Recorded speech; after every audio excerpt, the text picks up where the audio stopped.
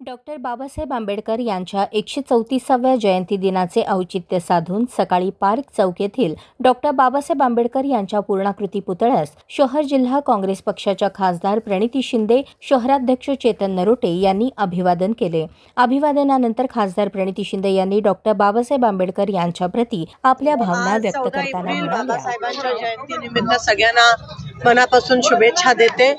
आज दरवर्षीप्रमाणे काँग्रेस पक्षाच्या माध्यमातून आम्ही या ठिकाणी बाबासाहेबांचा आशीर्वाद घेऊन फुलांचा हार अर्पण करून आज आम्ही पुन्हा एकदा संकल्प घेतला आहे की या देशामधली लोकशाही जी बाबासाहेबांनी आपल्याला दिली संविधानाच्या माध्यमातून, संविधानाचे शिल्पकार, लोकशाहीचे शिल्पकार बाबासाहेब, पुन्हा एकदा जर खरी श्रद्धांजली त्यांना व्हायची असेल तर आपल्या सगळ्यांची जबाबदारी आहे, आपल्या सगळ्यांच्या खांद्यावर ही जबाबदारी आहे, खूप मोठी जबाबदारी आहे की आपण ही लोकशाही आणि संविधान वाचवायला पाहिजे।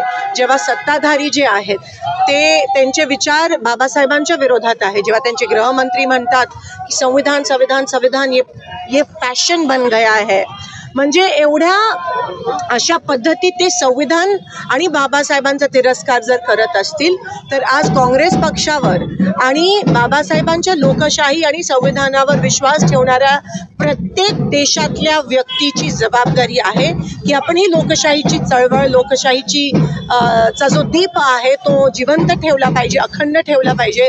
आणि संविधानाला आपण या भाजपनी जेव्हा 400 पारचा नारा दिला होता तेव्हा कोणाला माहिती होतं, कोणाला वाटलं होतं की तो संविधान बदलण्यासाठी तो नारा दिला होता, पण ही त्यांची जी कांड होतं ते लवकरच उघड पडलं।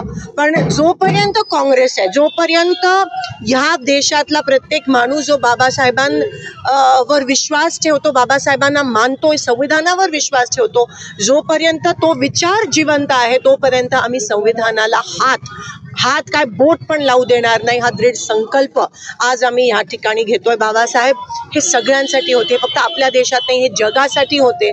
त्यांचे विचार आज जगभरात प्रत्येक देशात जिथे हिटलरशाही चालू आहे, मग ती अमेरिका असेल, रशिया असेल किंवा आपला देश असेल, सगळीकडे हिटलरशाही एक प्रकारची चालू आहे। आणि असं जर असेल तेव्हा बाबासाहेबांचे विचार हे अतिशय महत्त्वाचे आहेत। आपलं संविधान जे अनेक देशाचे वेगवेगळे संविधानाचे छोटे छोटे तुकडे घेऊन संविधान बनलं, हे ज्वलंत, हे जिवंत आहे अजूनही आपलं संविधान। पण आज संविधानातले वेगवेगळे जे फंडामेंटल राईट्स आहेत ते उद्ध्वस्त करायला निघालेत। आपण बघतो, तुम्ही पत्रकार आहात, तुमचे देखील अधिकार सरकारने दाबून ठेवलेत, खेचून घेतलेत।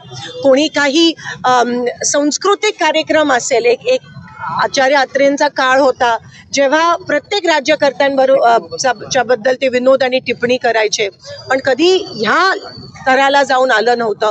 आज आपण दिसते ती व्यासपीठच राहिली नाही आहे, जी व्यासपीठ आपल्याला बाबासाहेबांनी दिलेली ती व्यासपीठ राहिली नाही आहे। काही ह्यांच्या विरोधात बोललं तर लगेच फोडाफोडी चालू होते, पण जो मूळ विषय आहे शेतकऱ्यांचा असेल, बेरोजगारांचा असेल, आज सोलापुरात पाण्याचा एवढा मोठा प्रश्न निर्माण झालाय, त्याच्याकडे कोणीही लक्ष देत नाही आहे। जेव्हा महापालिकेत इलेक्शन्स होत नाही 3-3 वर्ष, तेव्हा संविधानाचा मोठा अपमान होत असतो, कारण का ती संविधानाने दिलेली ही व्यवस्था आहे जी आपण पाळायला पाहिजे। पण हे सरकार, मग ते केंद्र सरकार असो, राज्य सरकार असो, ते संविधानाला मानत नाही, ते संविधानामध्ये दिलेले जे काही अधिकार आहेत ते लोकांकडून हिसकावून घेत आहे आणि हळूहळू आपलं देश हिटलरशाहीकडे वळवण्याचा प्रयत्न करतायत, पण आम्ही होऊ देणार नाही। इथे जर कोणाची हुकुमशाही असेल तर ती लोकांची हुकुमशाही आहे, जी आपल्याला बाबासाहेबांनी दिली, त्याला लोकशाही म्हणतात। आणि संविधान हे सर्वश्रेष्ठ आमचं आहे, ज्याचं आम्ही रोज वंदन करतो, ज्याचं पूजन करतो, आणि त्या संविधानाला आणि त्या बाबासाहेबांना आज मी सलाम करते आणि जयंतीनिमित्त सगळ्यांना शुभेच्छा।